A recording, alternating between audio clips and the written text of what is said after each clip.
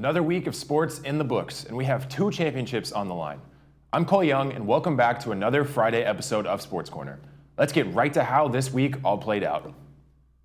The NBA Finals are complete, and the Golden State Warriors have defeated the Boston Celtics and will be adding another banner to their rafters.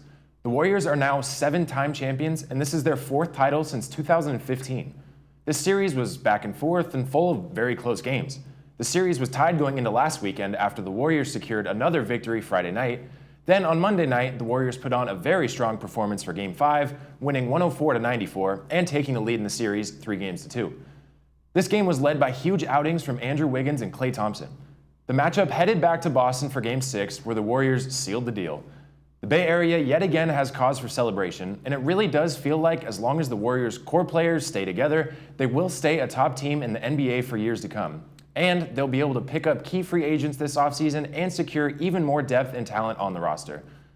On the other side of the court, the Celtics have plenty of reason to have faith in their future. This roster is young, talented, and hung in every game with one of the best teams in the NBA of all time.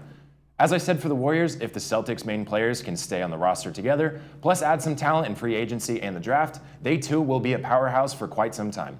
Before this series kicked off, I predicted the Warriors will win the series in Game 7. I don't want to necessarily say I was fully wrong, so I'll count it as a wash.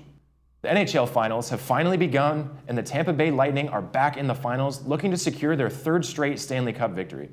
From the West is the powerhouse Colorado Avalanche, who are currently 2-0 in Stanley Cup Finals series. They won back in 1996 as well as 2001, but have not been back since. This game was nothing short of a classic, and it ended up going to overtime. In the first period, the Avalanche quickly jumped out to a 2-0 lead. As I've said in previous shows, the Lightning's goalie, Andrei Vasilevskiy, is one of, if not the best goal in the NHL right now. So to see him quickly give up 2 straight goals was a bit of a shock.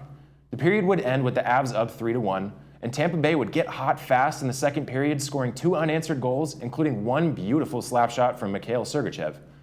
No goals would be scored in the 3rd period, and the game headed to overtime. Colorado's Andrei Burakovsky would put in the game-winning shot. The Avs are up 1-0, and Game 2 will be Saturday night at 5 p.m.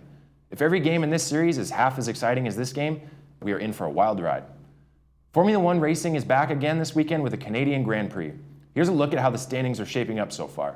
Verstappen and Leclerc have been back and forth all season, but after an engine failure last week, Leclerc has fallen back into 3rd place in the driver's standings, while Verstappen is hanging on to 1st. Over in the Constructors' Cup, Red Bull is still in 1st place, with Ferrari just 80 points behind in 2nd. So be sure to check out the race this Sunday.